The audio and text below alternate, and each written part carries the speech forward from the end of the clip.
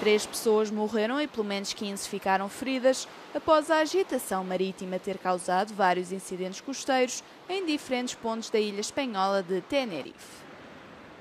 O arquipélago das Canárias estava já em estado de alerta, com as autoridades a terem avisado para a possibilidade de ondas que podiam chegar aos 4 metros de altura. O incidente mais grave ocorreu em Puerto de la Cruz, onde 10 pessoas foram arrastadas para a água quando se encontravam num cais. Uma mulher acabou por morrer na sequência de uma paragem cardiorrespiratória, havendo ainda registro de 3 feridos graves.